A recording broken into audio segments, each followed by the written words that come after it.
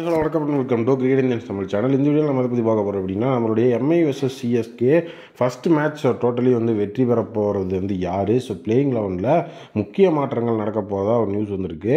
So அதை பார்ப்போம். So totally பார்த்தீங்க அப்படின்னா எம்ஐயோட பிளேயிங் 11ல் ஹர்திக் பாண்டியா அண்ட் பும்ரா கிடையாது. ஸோ இப்போ ஹர்திக் பாண்டியா அண்ட் பும்ரா இருந்தாங்க அப்படின்னா ஈஸியாக நம்ம அந்த பிளேயிங் 11 மார்க்அப் பண்ணிட்டு போயிடலாம். பட் இப்போ ஹர்திக் அண்ட் பும்ரா இல்லாதனால ஸோ அந்த இடத்துல ஃபஸ்ட்டு ஹர்திக் அண்ட் பும்ராவோட இடத்துலையே யார் விளையாடுவா அப்படிங்கிற ஒரு விஷயம் இருக்குது. ஸோ ஹர்திக் பாண்டியாவை பொறுத்த வரைக்கும் அவர் ரொம்ப பாவம் தான் சொல்லி ஆகணும். ஏன்னா இதுக்கப்புறம் கேப்டன்சி பேன் அப்படிங்கிற ரூலே கிடையாதுன்னு சொல்லிட்டாங்க. ஸோ இதை ஒரு 2 நாளைக்கு முன்னாடி சொல்லியிருந்தாங்க அப்படின்னா ஹர்திக் பாண்டியாவே பேன் ஆகிருக்க மாட்டார். பட் ஆனால் இப்போ அந்த ரூலை கேன்சலே பண்ணிட்டாங்க. ஆனால் ஹர்திக் பாண்டியாவோட பேன் அப்படிங்கிறத அவங்க லிஃப்ட் பண்ணல. ஹர்திக் பாண்டியாவோட பேன் அப்படியே தான் இருக்குது.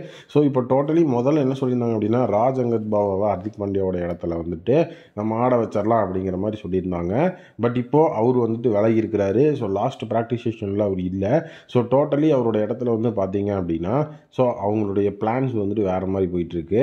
ஸோ என்ன அப்படின்னா ஸ்பின்னர் எஃபெக்டிவான ஒரு டீமாக கொண்டு போகலாம் அப்படிங்கிறது அவங்களோட பிளானாக இருக்குது. ஏன்னா ஆல்ரெடி பார்த்தீங்கன்னா சிஎஸ்கே ஒரு ஸ்பின் எஃபெக்டிவான ஒரு பிளான் வச்சுருக்கிறாங்க. அவங்க டீமும் அப்படி தான் இருக்குது.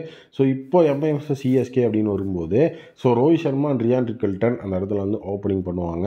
ஸோ அதில் எந்த விதமான டவுட்டும் கிடையாது. ஸோ மிடில் ஆர்டர் அப்படிங்கிறது பார்த்திங்கன்னா திலக் வர்மா, சூரியகுமார் யாதவ். ஸோ அதுக்கப்புறம் அந்த இடத்துல ஃபினிஷிங் அப்படிங்கிற அந்த ஒரு ஸ்லைட் டச் கொடுக்கறதுக்கு ராபின் மின்ஸ், நமந்தீர்.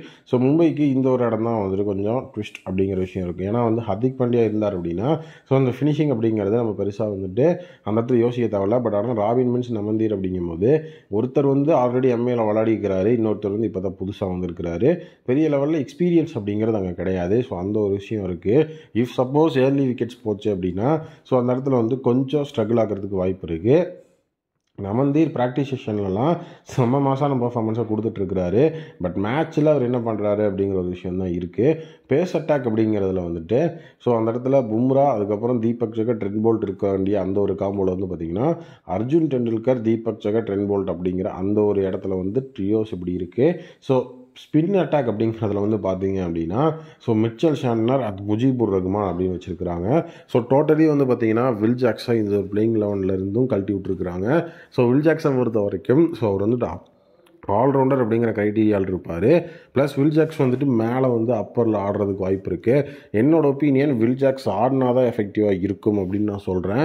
காரணம் என்ன அப்படின்னா திலக் வர்மாக்கு அடுத்தபடியாகவே ராபின், நமந்தீர் அப்படின்னு வந்துருந்தது. ஸோ அதுக்கப்புறம் அர்ஜுன் டெண்டுல்கர், மிச்சல் சாண்டனர் இப்படி போயிட்டுருக்கு. ஸோ அந்த இடத்துல அந்த டாப் 4க்கு அப்புறம் பெரிய லெவலில் பேட்டிங்கில் எஃபிஷியன்சி இல்லை. ஸோ மிடில் ஆர்டர் அப்படிங்கிற அந்த சுச்சுவேஷனில் வில் ஜாக்ஸ் இருந்தாருன்னா ஸோ பேட்டிங் அப்படிங்கிற அந்த ஒரு இடத்துலையும் கொஞ்சம் எஃபிஷியண்ட்டாக இருக்கும். அதே நேரம் அவரும் நமக்கு 4 ஓவர் போட்டு கொடுப்பார். இப்போ முஜிபுர் ரஹ்மான் பார்த்தீங்கன்னா 4 ஓவர் தான் போட்டு கொடுக்க முடியும். அவரோட பேட்டிங் பெரிய லெவல் எஃபெக்டிவாக பண்ண முடியாது. ஏன்னா நம்மக்கிட்ட சாண்டனர் இருக்கிறதுனால அவர் எக்கனாமிக்கலாக போட்டு கொடுத்துருவார். ஸோ அதனால் அது பிரச்சனை கிடையாது. நமக்கு ஸ்பின் அட்டாக் பெரிய லெவலில் ஸோ எந்த ஒரு இடத்துலையும் கீழே போய் விழுகிற மாதிரி இல்லை. ஸோ நீட்டான ஸ்பின் அட்டாக் தான் நம்ம வச்சுருக்கிறோம். ஸோ அதனால் ஈஸியாக பார்த்தீங்கன்னா ஸ்பின் அட்டாக்கை கோப் அப் பண்ணி கொண்டு வந்துடலாம் அப்படிங்கிறது என்னோட ஒப்பீனியன். ஸோ என்னோட ஒப்பீனியன் என்ன அப்படின்னா ஸோ முஜிபுர் ரஹ்மானோட இடத்துல வில் ஜாக்ஸே எடுத்துகிட்டு போனாங்கன்னா எஃபெக்டிவாக இருக்கும். ஸோ வில் ஜாக்ஸை அவங்க ஸ்பின் எஃபெக்டிவாக இருக்கணுங்கிறதுக்காக தான் எடுத்துகிட்டு போகிறதா தெரியுது. இந்த சேஞ்சஸ் ஸ்க்ராப் பண்ணாங்கன்னா மற்றபடி எதுவும் எனக்கு ப்ராப்ளமாக இல்லை. ஸோ உங்களுடைய ஒப்பீனியனில் நீங்கள் என்ன நினைக்கிறீங்க? ஸோ டோட்டலி முஜிபுர் ரஹ்மான் ஆடலாமா, வில் ஜாக்ஸ் ஆடலாமா, என்ன நினைக்கிறீங்க அப்படிங்கிறத கமெண்ட்டில் சொல்லுங்கள். மீண்டும் ஒரு புதிய வீடியோ மீட் பண்ணுறேன். Thank you, take care and bye bye.